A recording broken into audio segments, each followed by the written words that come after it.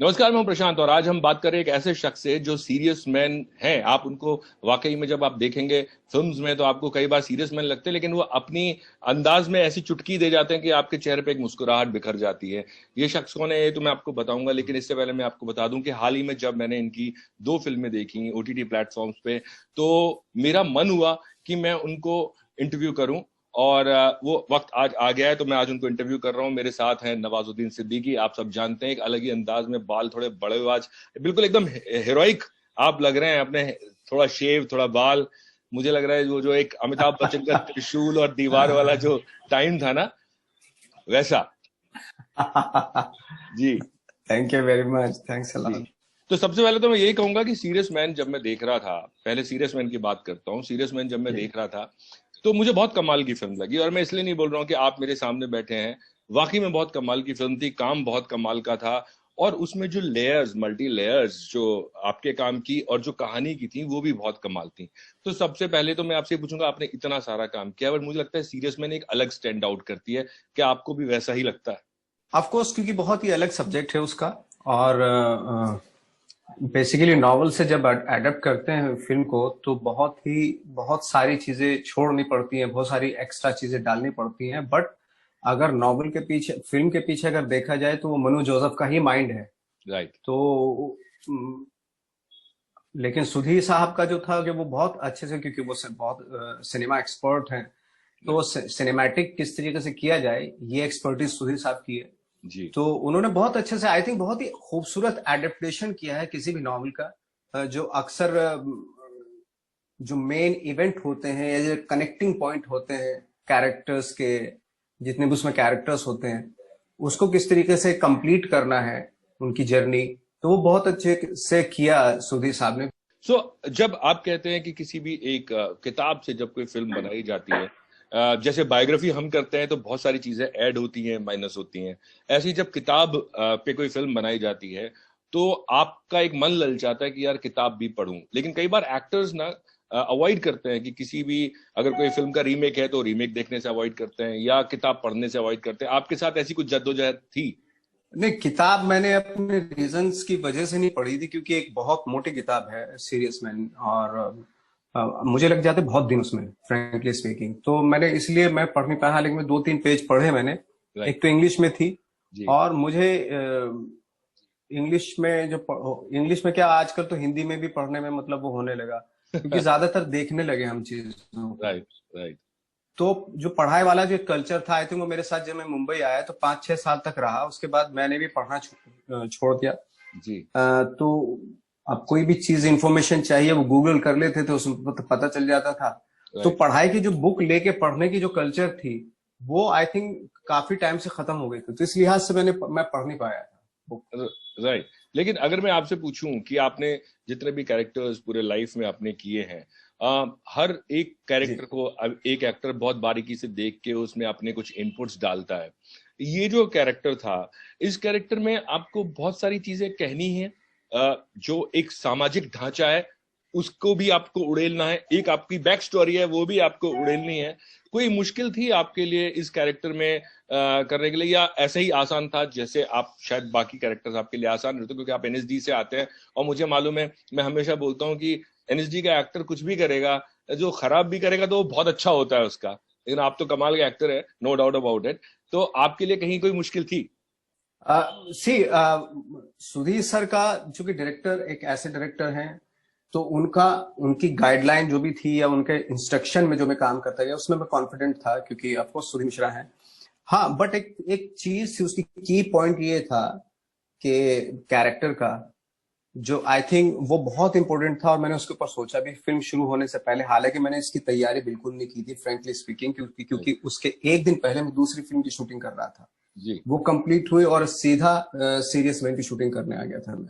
Right. But the thing is के जो मैंने नरेशन लिया था, नरेशन सुनते हुए मुझे एक चीज का रियलाइजेशन हुआ था इस कैरेक्टर को लेके। वो ये था कि जो इंसान अपने को बहुत कम समझता है ना, जी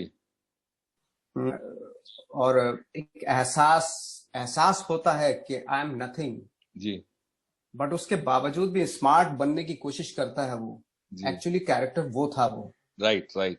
तो की लाइन जो थी वो ये थी कि बहुत, अगर मैं कहूं कि किसी, जस्ट जनरली फॉर एग्जांपल अगर मैं कहूं कि यार तुम बहुत ही बदसूरत किस्म के इंसान हो, किसी बंदे को बोलूं मैं, जी और उसको कई लोगों ने बोला है, तो वो एहसास उसकी साथ जिंदगी में इतना घर कर जाता है, तो वो कभी भी एक कॉन्फिडेंस जो होता है ना, वो बहुत मुश्किल गैदर कर पाता है वो। और राइट ये एहसास उसको ये था, अय्यन मनी को, कि मैं I am nothing but I will crack it, I will break it, right right. All the things. तो वो इसलिए वो कहते हैं ना कि स्मार्टनेस थी उसके अंदर, but at the same time उसके अंदर एहसास कमतर का शिकार वो भी था। वो एक हमारे यहाँ शब्द चलता है ना हिंदुस्तान में, जुगाड़ू। जुगाड़ू, हाँ हाँ हाँ। सो वो उसके और चाल। जुगाड़ू का यही होता है, मतलब कि अगर ठीक है इस रास्ते से, हाँ हाँ, जी इस रास्ते से अगर नहीं मिलेगी तो चीजें मैं स्मार्ट करके, जुगाड़ करके, कैसे भी करके, बट आई थिंक उसमें ज्यादा माइंड खर्च होता है, ज्यादा स्मार्टनेस की जरूरत होती है उसमें, जुगाड़ में। राइट। बट आप, मैं कई सारे इंटरव्यूज आपके पढ़ा था, आप कह रहे थे कि इतने टाइम के बाद सुधीर मिश्रा के साथ काम करने का मौका मिला, ठीक है, और बहुत सारी कहानियां भी मैं कहीं कहीं पे कुछ पढ़ रहा था। बट ऐसा सुधीर मिश्रा के काम में कौन सा ऐसा था जिसने आपको इतना इंस्पायर किया कि आपने अपना मन बना लिया कि मैं एक दिन काम करूंगा, और इतने साल लग गए काम करने में? प्रशांत, जो क्योंकि उस वक्त पे हमारे सामने आई थिंक 5-6 ही डायरेक्टर थे राइट जिनके साथ हर एक्टर काम करना चाहता है, चाहे वो गोविंद निहलानी हो, चाहे श्याम बेनेगल हो, सुधीर मिश्रा हो, रामगोपाल वर्मा हो, केतन मेहता हो। हालांकि उस वक्त पे नए नए फिल्म कर रहे थे हंसल मेहता, जी अनुभव सिन्हा, उस वक्त पे भी हम लोगों की लिस्ट में थे वो, राइट कि हर एक्टर की ख्वाहिश ये थी कि इनके साथ तो जरूर काम करना है। ओके तो और क्योंकि उनको ऐसा लगता था कि इनके ये अप्रोचेबल है, इनके साथ हम लोग काम कर सकते हैं। जी। बाकी इस तरफ जो है वो दुनिया दूसरी थी, वो हमारे शायद लगता था कि वो हमारी दुनिया नहीं है। बड़े बड़े सुपरस्टार को लेकर जो फिल्में बनाते थे वो एक अलग दुनिया थी, वहां हम इमेजिन भी नहीं करते थे, सोच भी नहीं सकते थे। राइट तो इसलिए विश थी मेरी कि उनके साथ में काम करूं, और जब फाइनली 20 साल बाद जो हुई, मेरी एक बहुत बड़ी विश थी वो पूरी हुई। और काम करने में ऑफ कोर्स जो मजा आता है, आया मुझे, तो इसलिए मुझे सुधीर मिश्रा इसलिए पसंद है क्योंकि वो जज नहीं करते कोई भी चीज, दुनिया को जैसी दुनिया उसी तरीके से लेते हैं। और एक अच्छी बात यह है कि वो उसकी सिचुएशन को देखते हैं कि अगर यहाँ पे इंसान अगर गलत है तो क्यों है। तो इस राइट। तरह के जो डिस्कशन सुधीर मिश्रा से होते थे वो मुझे बहुत अच्छे लगते थे। आई थिंक इस तरह के इंसानों की जरूरत है आजकल। जी, आपने एक बात कही कि वो एक सिनेमा दूसरी तरह का था, सुपरस्टार का था। मैं एक और फिल्म की आपकी बात करता हूँ, और ये मैं इसलिए अगेन मैं ये बोलूंगा, मैं नहीं बोल रहा हूँ कि आप मेरे सामने बैठे हैं। रात अकेली है, मैंने वो देखा, और उसमें जो जी आपने कैरेक्टर, जो आप पुलिस इंस्पेक्टर का था, कुछ शॉट्स में तो मुझे ऐसा लगा है कि you are not less than Ajay Devgan वो पुलिस के उसमें, और वो एक स्टाइल, एक वो अंदाज। सो मुझे कहीं लग रहा था कि आपको भी कहीं ना कहीं अंदर एक फीलिंग थी, वो एक स्टारडम वाली, है ना, कि वो जो एक अमिताभ बच्चन 70s के सिनेमा, जंजीर या कोई और सुहाग की हम बात करें, सो वो जो स्टाइल था, वो जो टीम था, आपको भी लगा कि हाँ कहीं वो करने का मौका मिल रहा है जो एक कमर्शियल सिनेमा में आदमी, हर एक्टर की एक ख्वाहिश होती है? नहीं, मेरा बिल्कुल भी ऐसा नहीं था। मुझे मालूम था कि एक जटिल का ऐसा कैरेक्टर है, और he is so professional, but sometime कभी कभी बायस भी हो जाता है इन्वेस्टिगेशन के दौरान, और एक वेट है उसकी पर्सनैलिटी में। राइट अब जब मैं इस वेट की या ग्रेविटी की बात करता हूं तो मेरा कभी भी, आई एम सॉरी टू से, मेरा कभी भी किसी भी सुपरस्टार पे ध्यान नहीं जाता, क्योंकि मैंने अपनी लाइफ में इस तरह के बहुत सारे लोग देखे हैं, इवन मेरे गांव में, कस्बों में जमींदार लोग देखे हैं कि जिनके अंदर बहुत वेट होता है। तो मेरा हमेशा जब भी ग्रेविटी वाला कोई कैरेक्टर करता हूं, मेरा कभी भी फिल्म पे ख्याल जाता ही नहीं, कितना भी बड़ा सुपरस्टार हो, मैं कभी भी उसको, मैं ऑ में नहीं रहता हूँ। फ्रेंकली स्पीकिंग, मैं किसी भी सुपरस्टार की ऑ में नहीं रहता हूँ। हाँ, अगर उनका काम अच्छा है, जेन्युइनली काम अच्छा है, तो अंदर से निकलता है यार, हाँ ये वो सुपरस्टार हो कोई भी हो, लेकिन उसका काम बहुत अच्छा है। राइट तो मैं अगर ऑ में होता हूं तो रियल लाइफ के जो कैरेक्टर्स मैंने अपनी लाइफ में देखे हैं, उनमें उनसे ज्यादा मैं इंस्पायर होता हूं, और उनकी ऑ में रहता हूं मैं, राइट। बनिस्बत कि मैं सुपरस्टार या स्टार्स इनकी ऑ में मैं तो नहीं रहता हूं। बहुत सारे एक्टर्स रहते होंगे जो फॉलो भी करते हैं उनको, राइट। बट मेरा पता नहीं, आई डोंट नो, मैं हो सकता है मैं गलत भी हूं, मैं ये नहीं कह रहा हूं, बट नहीं नहीं, मैं नहीं रहता। मैं जो आपसे पूछ रहा था, मैं ये नहीं कह रहा था कि आप ओ में है या आप किसी की तरह लग रहे हैं। मैं आपसे ये कह रहा था कि वो उस तरह के कैरेक्टर में, हमने आपको पहले कभी देखा नहीं, जो स्टाइल में एकदम, और पुलिस की जो वर्दी थी उसको एकदम कहते हैं ना दबंग पुलिस इंस्पेक्टर की तरह लगना, वो बहुत बेहतरीन तरीके से आपने निभाया था। और वो जब मुझे दिखा तो मुझे आप किसी भी सुपरस्टार से कम मुझे नहीं लग रहे थे, जो जिनको भी हमने पुलिस इंस्पेक्टर के रोल में कहा ना ये वर्दी में बहुत जमता है, मैं वो आपसे बात बोल रहा हूँ। वो जो एक एटीट्यूड था, वो जो एक कैरेक्टर था, वो नो डाउट वो एक एक्टिंग का आपका हुनर बट है। वो आपने पकड़ी, वो बहुत अच्छी बात है, thank you so much. But I think मैं करते वक्त भी मेरे ख्याल में यही नहीं था कि मैं आई एम लाइक, बट मे भी शायद कहीं ना कहीं मैंने कोशिश की कि एक ऑनेस्ट है और अपने काम में बहुत ही पैशन है उसका, अननेसेसरी उसको जरूरत भी नहीं थी कि इन्वेस्टिगेट करूं मैं चीजों को, करने लगा। मे भी शायद कहीं ना कहीं वो ऑनेस्टी और ग्रेविटी उसकी जो थी, एक जो एथिक होते हैं कुछ लोगों के, चाहे वो छोटे से गांव में चले जाएं आप, इवन छोटे छोटे गांव में ज्यादा एथिक और मॉरल वैल्यू बहुत हाई होती है। राइट। वो पेंडुलम की तरह नहीं होते जैसे शहरों में होते हैं बड़े बड़े लोग पेंडुलम की, आज यहाँ है तो कल कुछ और थॉट हो गया उनका। जी। तो गांव में एक ग्रेविटी बहुत होती है, छोटे छोटे गांव कस्बों में शहरों में राइट। लोगों के अपने मॉरल होते हैं, ग्रेविटीज होती है, तो एक पर्सनैलिटी होती है, अगर जबान से कुछ चीज बोल दी तो बोल दी टाइप में, इस तरह के लोग होते हैं वो। जी। तो वो सोच के शायद वो एक दिमाग में मेरे रहा होगा जो आपने पकड़ा वो। Right right. बट मुझे ये बताइए कि सीरियस मैन के लिए बहुत तारीफ हुई, आपको बेस्ट कॉम्प्लीमेंट क्या मिला अभी तक, किसने आपको दिया और क्या मिला, या बेस्ट आर्टिकल जो आपको लगा हो? मैं सच बताऊं, मैं आर्टिकल्स पे इतना ज्यादा मेरा वो नहीं जाता। आर्टिकल्स हैं, अगर कोई एक खास बात कोई अलग बोलता है तो वो थोड़ा सा रह जाती इम्प्रेसिव है। इसलिए लगती है कि अच्छा ये, हाँ वो रह जाती है। सी तारीफ वारीफ तो होती है, बट मैं पता नहीं, मैं उसको बहुत ज्यादा सीरियसली लेता नहीं हूँ, क्योंकि क्या अगर मैंने तारीफ सीरियसली लेनी शुरू कर दी तो कभी जब मेरी वो बुराई करेंगे तो मैं उससे डिसअपॉइंटमेंट हो जाऊंगा, राइट है ना। तो ये थोड़ा सा बहुत ही ट्रिकी मामला है। राइट। बट हाँ इतना जरूर है कि जब लोग बोलते हैं कि यार सीरियस मैन देखते हैं कि लगे नहीं कि आपकी कुछ हरकतें हैं उसमें, लगा कि भाई एक एक अय्यन मनी है, तो इस तरह के जो कॉम्प्लीमेंट आते हैं, विच इज आई थिंक कहीं ना कहीं इस बात का एहसास होता है कि आपने कोशिश की थी और वो कोशिश लोगों को दिखी, बस इतना ही काफी होता है।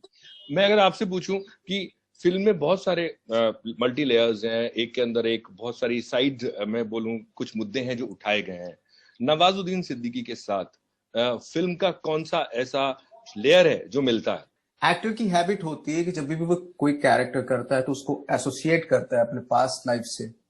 जी। शायद मेरे फादर के अंदर कुछ चीजें ऐसी थी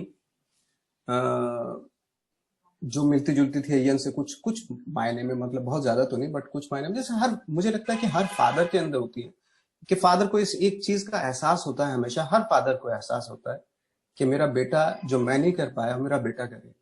मेरे जी। फादर का था कि शायद वो भी उनके दिमाग दिल में कहीं रहा होगा, गांव में रहते थे, दिलीप कुमार की फिल्में पसंद करते थे वो, क्या कभी बात। कभी दिलीप कुमार की तरह बोलते भी थे, अच्छा। वो ठहराव वो पॉज के बारे में बातें करते थे। हाँ, तो मेरी जब एक्टिंग देखते थे वो हमेशा मुझे डांटते थे कि यार तेरे अंदर ना ठहराव नहीं है, पॉज नहीं है तेरे अंदर। पॉज नाम नहीं लेते थे वो, क्योंकि उनको थोड़ा ना पता पॉज क्या होता है। जी। बोले ठहराव नहीं तेरे अंदर। मैंने क्या, फिर क्या आपको क्या लगता है? बोलो तू बहुत ही, ऐसा लगता है कि जल्दबाजी में है, एक्टिंग करते हुए जल्दबाजी नहीं होनी चाहिए। तो उस तरह की कुछ चीजें बोलते थे वो, इसलिए क्योंकि वो दिलीप कुमार के बहुत बड़े फैन थे, सारी फिल्में देख डाली थी उन्होंने। राइट। तो वो देख के मुझे बताते थे वो, तो जी। मुझे एहसास हुआ कि शायद इनके दिमाग में कहीं रहे होंगे कि ये भी बनना चाहते होंगे, जी। एक्टर बनना चाहते होंगे। तो तो इसलिए मुझे कभी मना नहीं किया उन्होंने एक्टिंग, जब मैं आवारा मतलब लाइक घूम रहा था या मैं स्ट्रगल कर रहा था 15-20 साल के स्ट्रगल में भी, उन्होंने मुझे कभी नहीं बोला जी। कि क्या कर रहा है तो वापस आ जा। कभी नहीं बोला कि देखते हैं क्या पता हो जाए, कामयाब हो जाए।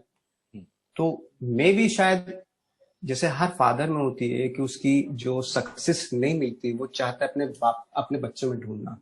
राइट।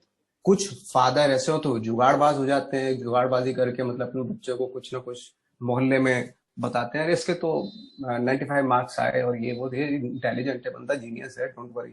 जी। ये अलग है, मेरा बेटा सबसे अलग है, तो हर बाप बोलता है वो, राइट राइट राइट। हर बाप की आदत होती है। राइट। बट मनी की तरह आप में कभी था जब आप शुरू में पहले एनएसडी गए थे और फिल्मों में जब आ रहे थे कि मैं भी एक दिन तोड़ दूंगा, फोड़ दूंगा और एक मकाम बनाऊंगा, ऐसा एक थॉट था, या एक आधा कि जैसे जिंदगी जाएगी कोशिश करते हैं? आप प्रशांत शॉक्ड हो जाएंगे इस बात को सुन के कि मेरे अंदर कोई भी ऐसा थॉट नहीं था कि एक दिन मैं फोड़ दूंगा। मेरा था कि मैं थिएटर की ट्रेनिंग लेके उसके बाद थिएटर ही करूंगा। राइट। और मेरी लाइफ एक ऐसी लाइफ होगी जहां छोटे मोटे मेरे में भी हो सकता है 5-10 लोग हो मेरे ग्रुप में, और उन्हीं को लेके मैं पूरी जिंदगी अपनी थिएटर में वक्फ कर दूंगा। ये मेरा था शुरू से। राइट। बट हालात ऐसे हुए, बहुत ज्यादा फाइनेंशियल प्रॉब्लम होने लगी दिल्ली में, तो किसी ने सजेस्ट किया यार थिएटर में तो कोई पैसा नहीं है हाँ। हिंदी में। तो बेटर है कि दिल्ली मुंबई चले जाओ, वहां थिएटर भी करना, अगर फिल्मों में काम मिल गया, टीवी सीरियल में काम मिल गया, वो भी कर लेना। तो चले आए। पहले थिएटर में तलाश किया, पृथ्वी थिएटर जाने लगे, फिर उसके बाद टीवी सीरियल में एक आध रोल में छोटा मोटा वो करने की कोशिश की, उसमें भी फेलियर हो गए। फिर चलो फिल्मों में ट्राई करो, यही सोच के ट्राई किया कि भाई आने का पैसा मिल जाए। बट इतना जरूर था कि अपनी क्राफ्ट में, अपने काम में, उसमें बहुत कॉन्फिडेंट थे, और ये मालूम था कि अगर मुझे 1 मिनट का रोल मिल गया फिल्म में तो मेरे से बेस्ट कोई नहीं होगा। इतनी प्रिपरेशन हम लोग करके आते थे। लक पे मेरा बिल्कुल बिलीफ नहीं था अभी शुरू है? से, क्योंकि लक भी अगर जैसे होता है ना कि नहीं, मेरा अभी भी लक पे बिलीफ है और कभी होगा भी नहीं। अच्छा। बहुत सारे लोगों से मेरे डिस्कशन होते, मेरी बात नहीं मानते, हम्म। बट मैं कहता हूँ फॉर एग्जाम्पल जैसे लक भी उसी का साथ देता है जिसके अंदर कुछ तो होता है। राइट। मैं कहता हूँ एक टैलेंटेड एक्टर है, एक बहुत अच्छा एक्टर है, एक नॉन एक्टर है, आता ही नहीं कुछ भी उसको, अब लक दोनों के पास जाता है। राइट। अगर दोनों के पास लग जाता है तो कौन कामयाब होगा? तो डेफिनेटली जिससे काम आता है उसको ही कामयाब होगा, उसको भी लक की जरूरत है, उसको वो कामयाब होगा। तो बिल्कुल लक भी उन्हीं लोगों का साथ देते, उन्हीं लोगों का साथ देते जिनसे एटलीस्ट कुछ तो तैयारी कर रखी हो, जिन लोगों ने। राइट। राइट। राइट। एक्टिंग को लोग असल में ये सोच लेते कि यार ये तो बहुत आसान चीज है, जो मैं हमेशा कहता हूँ कि अगर आप पढ़ाई करते हैं एक ग्रेजुएशन तक की, आपको कुछ नौकरी मिल जाए, तो ये जो एक्टिंग है ये तो पूरी तपस्या है। इसमें आपको बहुत ज्यादा अपने आप को झोंकना पड़ता है। लेकिन आपको लक में बिलीव नहीं है, लेकिन जिस तरह से अभी का माहौल है सिनेमा का, मुझे ऐसा लगता है कि एक सिनेमा जो अनुराग कश्यप ने शुरू किया था, या जिस तरह का सिनेमा अनुभव सिन्हा कर रहे हैं या सुधीर मिश्रा करते थे, बहुत सारा एक आजादी नहीं थी उस वक्त। लेकिन अभी ओटीटी प्लेटफॉर्म आने के बाद वो आजादी हो गई है कि और थोड़ा सा स्प्रेड वाइड हो गया है जो एरिया है। और आप जैसे एक्टर्स के लिए जो और कुछ अलग करना चाहते हैं, अलग तरह का सिनेमा भी करना चाहते हैं, वो भी थोड़ा वाइड हो गया है। आपको क्या लगता है कि ओटीटी प्लेटफॉर्म्स, आपने हाल में बहुत सारे शायद वेब सीरीज देखे हों या शायद ना देखे हों, आपकी राय क्या है कि एक्टर्स के लिए जो खासतौर से एनएसडी से आते हैं या वो जो स्टारडम वाला जिनका मापदंड, उनके लिए बेहतर है? हाँ, आई थिंक मुझे लगता है कि ओटीटी की वजह से बहुत सारे एक्टर्स जो शायद फिल्मों के रहते हुए उनका नाम भी पता ना हो पाता किसी को, ओटीटी की वजह से। इवन मैंने देखा मेरे बहुत सारे सीनियर्स एक्टर्स थे, वो आपस से रिवाइव हो गए, जिंदा हो गए वापस से। एक तरह से कब्र में ही चले गए थे वो लोग, वापस दिल्ली चले गए थे, वापस से फिर से आ गए। बहुत सारे नए एक्टर्स निकल के आए ओटीटी की वजह से, और अपने अपने तरीके के सब्जेक्ट और ये कंटेंट, ये सब अलग अलग तरह के एक्टर्स निकल के आ रहे हैं, which is very good. But कभी कभी सिनेमा हॉल, फिर हर सिनेमा हॉल खुलेगा, मुझे डर इस बात का फिर से वही माहौल ना हो जाए कि वही स्टार है 5,000 स्क्रीन पे काबिज होके बैठ गया वो, और बेचारा जो अच्छा एक्टर है जिसने मेहनत के अपने टैलेंट के बलबूते पे आया, तो फिर वो वहीं के वहीं चला जाएगा। राइट। फिर वो देखता रह जाएगा। तो ये जो मोनोपोली है स्टार्स, सुपर स्टार्स की जो मोनोपोली है कि 5,000 थिएटर पे अपनी फिल्म को लगाता है और फिर बोलता है कि मैं सुपर स्टार हूं, और उसमें कलेक्शन जो होता है वो बहुत होगा डेफिनेट। क्योंकि क्या है, ये लोगों को समझ में नहीं आता, जब 5,000 थिएटर, जिस 5,000 ही है, 5,000 थिएटर में जब आप अंत में पिक्चर लगाओ कि 20 करोड़ का कलेक्शन, तो मरी से मरी हालत में होगा जी। वो कितनी भी खराब पिक्चर हो, या कोई सी भी पिक्चर लगा के 5,000 थिएटर में लगा दो, क्योंकि हमारे यहाँ फिल्म देखने की कल्चर है। राइट। हम 3 दिन फिल्म देखते हैं, फ्राइडे सैटरडे संडे। राइट। कितनी भी खराब पिक्चर हो, किसी की भी हो, अब हर जगह चारों तरफ अगर एक ही फिल्म लगी हुई है तो हर आदमी जाएगा उसको देखने को, उसका कलेक्शन हो ही जाएगा 20 करोड़ का, 22 करोड़ का। अब उसको बोल दो, और जो ट्रेड एनालिस्ट होते हैं उसको 3 दिन में बोल देते हैं हिट है ये फिल्म। राइट। अब हिट हो गए, हिट इसलिए बोलते हैं क्या, ताकि जो 5 डेज हैं उसमें हिट का सोच के लोग फिर आए देखने के लिए। सही बात है।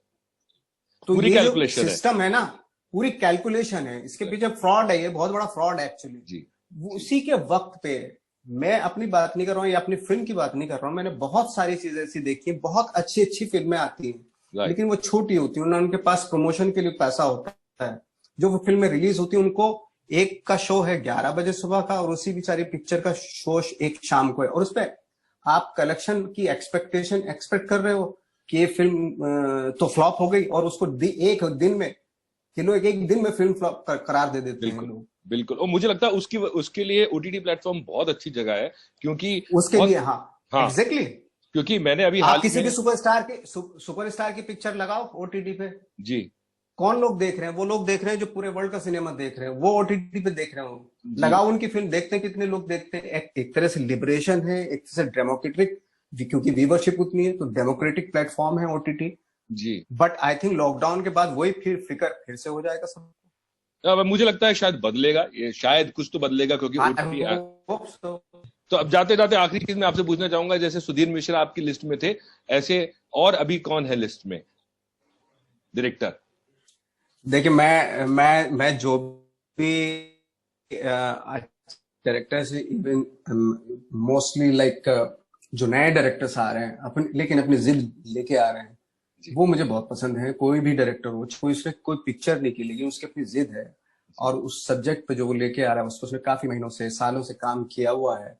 इस तरह की चीजें मुझे बहुत अच्छी लगती हैं। और आजकल जैसे लॉकडाउन के दौरान भी हमें पता चला कि बहुत कितने खूबसूरत डायरेक्टर निकल के आए जो ऑलरेडी अच्छे थे। जी लाइक मेरी अगर पर्सनल विश है तो लाइक जैसे अनुभव सिन्हा है, हंसल मेहता है, जी बहुत सारे डायरेक्टर्स हैं जिनके साथ ऑफकोर्स मैं काम करना चाहता हूँ। सुधीर मिश्रा के साथ अगेन काम करना चाहता हूँ। राइट। तो ये वो डायरेक्टर्स थे जो पहले भी थे और पहले भी अच्छा काम कर रहे थे, जी तो और आज भी बहुत अच्छे हैं। तो हर एक्टर की एक विश है कि वो अच्छे डायरेक्टर्स के साथ काम करें। बहुत बहुत शुक्रिया नवाज बात करने के लिए, और ऑल द बेस्ट आपके अगले प्रोजेक्ट्स के लिए जो आने वाले हैं। और आपसे उम्मीद है कि और हमें सीरियस मैन जैसी फिल्में देखने को मिलेंगी, जो हमें आईना तो दिखाएंगी, साथ में एंटरटेनमेंट भी देंगी। बहुत बहुत शुक्रिया। Thank you very much. Thanks. Thank you.